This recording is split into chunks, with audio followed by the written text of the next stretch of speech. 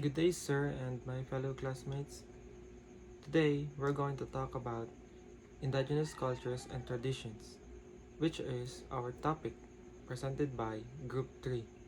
My name is Decadet Shaquille Cliriago Castro, and I'm going to talk about belief systems and spirituality.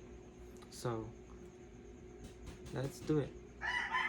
The indigenous peoples of the Philippines, often referred to as Lumad in Mindanao, Igorot in Cordillera region, and various other names in different parts of the country, have rich and diverse belief systems and spiritual practices that are deeply rooted in their cultural heritage and connection to the land. It's important to note that there are over 100 distinct indigenous groups in the Philippines, each with its own unique beliefs and practices, so there is no single belief system that presents all of them. However, some common themes and elements can be found among many indigenous communities. So, the first one is ancestral worship. The value of ancestors and spirits is strongly held by many indigenous people in the Philippines. They frequently engage in ancestors worship, requesting help and protection from the spirits of their ancestors. The guardians of their territory and culture are believed to be ancestral spirits. Like me, sometimes before I go to sleep, I pray to my ancestors to always guide me and to always protect me. And next one is animism. In the Philippines, animism is a prevalent belief system among many indigenous peoples. They hold that natural objects like trees, rivers, mountains, and animals are home to spirits. It is thought that these spirits can affect daily life and that they need to be revered and placated through rituals and offerings. Um, in short, to, to, like that. And next one is connection to nature. There is strong bond between the natural world and the indigenous peoples of the Philippines. They consider themselves to be the land's stewards and adhere to the idea of living in harmony with the environment with the intention of guaranteeing a plentiful harvest and resource sustainable use. Many of their rites and ceremonies are focused on farming, hunting, and collecting. Next, rituals and ceremonies. Indigenous spiritually places a high value on rituals and ceremonies. These are Rituals are carried out during significant life events, including birth, marriages, and deaths, as well as throughout agricultural cycles and other social gatherings. In order to evoke the benefits of spirits, they entail making sacrifices, dancing, and chanting. So good day everyone. So I am Decadet Jacob Emmanuel M. Kagaanan. So I am the one to discuss about indigenous language and scripts. So the Philippines is a culturally diverse archipelago that is home to several different indigenous languages and writing systems. Here are a few of the Philippines' notable indigenous language and scripts. Baybayin. The majority of Tagalog speakers still use the pre-colonial script known as Baybayin. It is a bugida which means that each character represents a consonant with a built-in vowel sound that may change by the use of diacritical marks. So prior to Spanish invasion, Baybayin was used to write a number of Philippine languages as a representation of Filipino cultural identity. Baybayin has recently gained renewed popularity. So the second language in scripts, Hanoo and Buhid. The indigenous Mangyan people of Mindoro, Philippines, employed Hanoo and Buhid scripts. The Hanoo and Buhid languages are written using these scripts. They use syllabic scripts and consonant and vowel letters. So the third language in scripts, Kulitan. The Kapampangan people of Pampanga primarily utilize the Kulitan script, another indigenous language of the Philippines. It is a special set of characters used to write the Kapampangan language. It is an abugida just like Baybayin. Traditional arts and crafts of indigenous people in the Philippines. Arts are important to all people. Arts is beauty and art is history. Indigenous art are just art that a culture makes for itself that is reflective of history and values. Indigenous people in the Philippines excelled at arts craft because they were incredibly creative and were inspired by everything they saw, admiring and appreciating it for what it was before applying it to their own works of art. The traditional arts, one of the traditional arts is wood carving, basketry, metal works, goldsmith, tattooing, bamboo craft, and shell craft, and etc. Ang traditional arts kay magamit sa mga o magamit sunod na generasyon to encourage children or people to be creative and use their imagination while also providing a fun and interactive way for them to naturally develop essential skills. Daghan na taog mga handicrafts are traditionally been important part of the culture for some communities and tribes. It underpins our sense of identity and connects us to our past, each other, and the wider world. For example, kanang tattooing, kana sa Cordillera, si Wangud ba? Part na silang tradition ang batok tattoo as a indigenous people kay may kuhan sila kana silang tribu ba silang tribe. Because na sila ilang nga style nga unsaon pagtato sa uban kay machine man ilalain nila kuhan nilang gamit kanang gigamit nila nga kay charcoal ug water nya gimix ra nila nya ang gigamit nila pang dukduk kay kuan ra kanang bamboo stick 12 inches nga bamboo stick o turn mao na ilang gikuan tusok nga ila ra nang dukdukon sa bamboo stick para mo sud ang sa panit na mao na arion sa mga uban turista nga gikan sa gawas tungod sa atong culture or tungod sa ilang tungod sa tribo nilang culture nga art nga inana kay rare kay na siya nga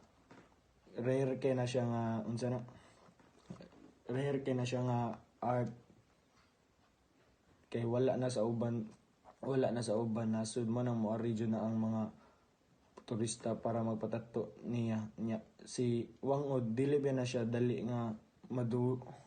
siya maduulan pero dili adto niya lugar kay tungod sa kalayo and bukid kanila sa Luzon and kana part na siya sa traditional arts and crafts of indigenous people of the Philippines kanang kang Wangod. This is rituals and ceremonies. So based of what I have seen in YouTube, example, the Ifugao. So the Ifugao people of Cordillera region in northern Philippines have a rich cultural heritage and unique set of rituals and ceremonies that are important part of their spiritual and cultural practices. So I have two examples of their rituals and ceremonies.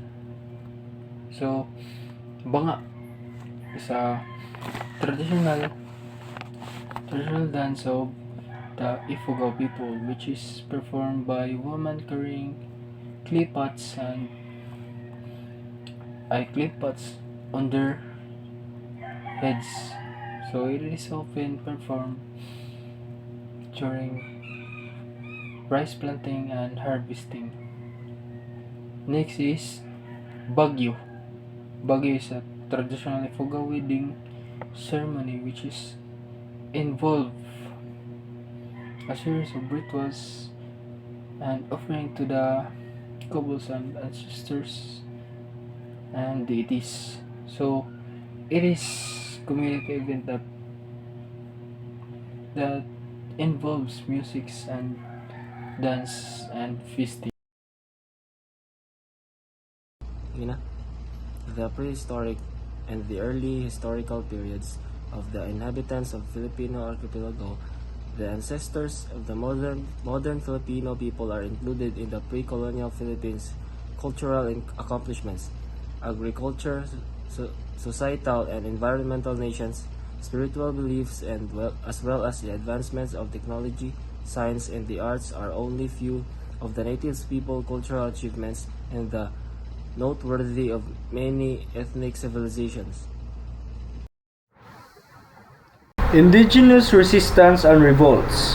The history of the Philippines is characterized by numerous indigenous resistance movements and uprisings against foreign colonizer, particularly against Spanish colonial rule, which lasted for more than 3 centuries, 1565 to 1898. These indigenous uprisings were frequently motivated by a need for self-determination, freedom from oppression, and preservation of their ancestral lands and cultures. Here are some notable indigenous uprisings and resistance in the Philippines. The Gohoy Rebellion in 1744 to 1829. Polaris Revolt in 1762 to 1765. Tumahobong Revolt in 1824, Bontoc Igorot Uprising in 1889, Cordillera Uprising in 1891, Philippine Revolution in 1896 to 1898.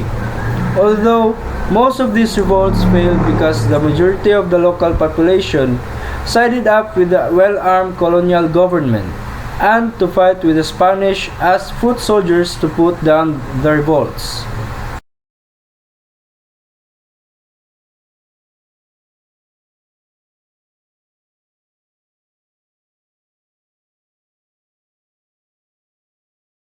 So, my topic is about the ancestral domain and land tenure system. So, the concept of this is the ancestral domain refers to the territory that indigenous peoples or native communities have occupied, possess, and utilize individual or collectively for traditional culture and or livelihood purposes. So, the owned lands kaysa una wala pa man lang itawag og kanang titulo sa yuta. So, the concept of ancestral domains recognize the long-standing relationship between indigenous peoples and their lands and natural resources, which are often considered as integral parts of their cultural identity and social organization. And also, the concept of land tenure is closely related to ancestral domain in that it refers to the legal and customary rights. So, diri na gikuan nga dapat na nakay titulo sa land tenure serve as kani imong yuta unsa kadaka imong yuta, because land tenure as well as the rules and regulations governing to the issue, access, control, and transfer of land and natural resources from person. For example, imong mama gahatag nimo og land which is na kontrata, so pwede niya ipasa ang kontrata sa imuha. So imuha na nga og pangalan sa imuha. And land tenure system vary across different cultures and countries. Depende na gina sa lugar nga asa ka. and involve individual or collective land ownership. So, maong giingon, land ownership, leaseholds, arrangements, customary land use rights, and communal land management, and so on. So, kanang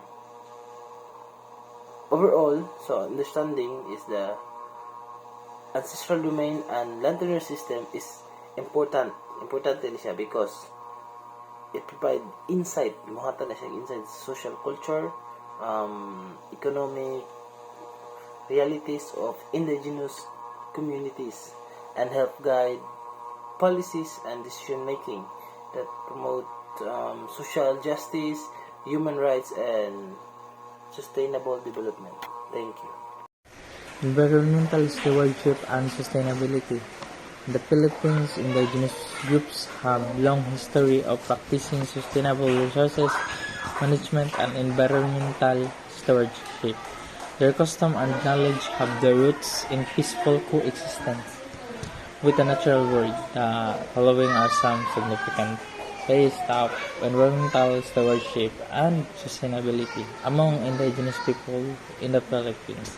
These are the agriculture and farming, forest management, water resources management, and fisheries and agriculture. Also includes biodiversity conservation such as protecting endangered species and habitat restoration, waste management that promotes cleanliness, the proper management of disposal of waste to protect the environment, disaster preparedness and resilience, lastly advocacy and indigenous rights. These are all reasons why indigenous people still exist in our country. Challenges in land disputes and exploitation. In the Philippines, ongoing issues like land disputes and the exploitation of indigenous groups have persisted for centuries. These problems have their roots in past injustices, unequal power relationships, and competing interests. The following are some of the major issues that indigenous communities in the Philippines are facing. First is land disposition.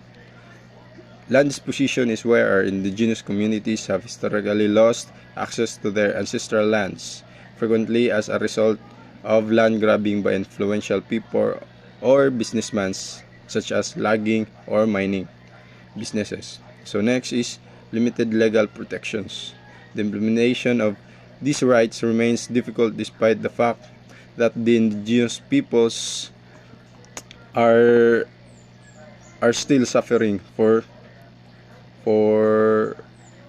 being not able to properly live in their own land. So next is extraction industries. Without the effect of communities' free and prior informed consent, mining and logging operations frequently take place within or close to indigenous territories, resulting in environmental degradation, evictions, and social unrest. Next is violence and human rights violations. So here, if the indigenous leaders, activists, and community members advocating for the land rights and environmental protections are often subjected to violence and harassment and even extrajudicial killings. Next is economic marginalization. Indigenous communities often face economic marginalization with limited access to education, healthcare, and livelihood opportunities. Next is cultural erosion. So indigenous communities' traditional ways of life are disrupted by displacement and exploitation and results in the deterioration of cultural practices, languages, and traditions. Lack of representation. Indigenous peoples are underrepresented in political decision making, making it challenges to advocate for their rights and interest at the local, regional, and national levels. So, next is inadequate legal remedies. Legal process for resolving land disputes can be slow, costly, and biased against indigenous communities. They often lack the capacity and resources to engage in protracted legal battles. So lastly is the climate change and vulnerability. Indigenous communities often living in environmental sensitive areas are vulnerable to impacts of climate change, including extreme weather events and sea level rise. Climate-related displacement further exacerbates land tenure issues.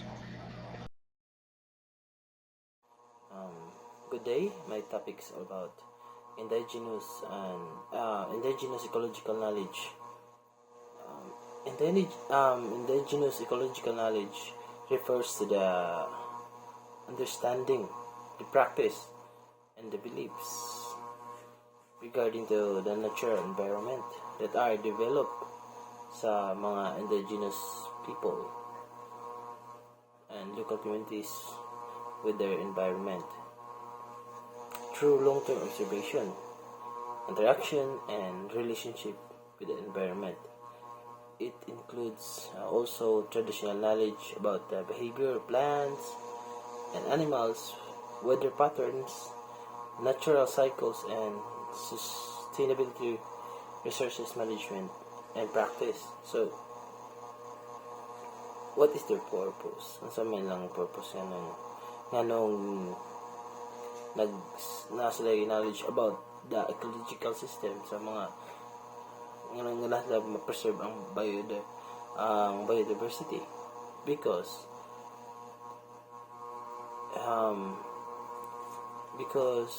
they want people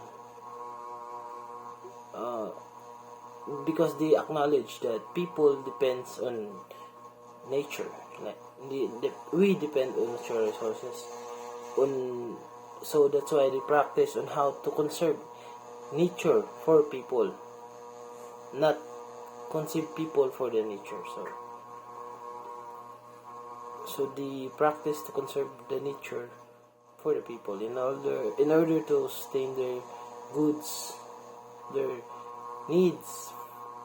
For example, fish, vegetables, so that in the future we can still have those resources from our lands. That's why indigenous people, they have deep knowledge before,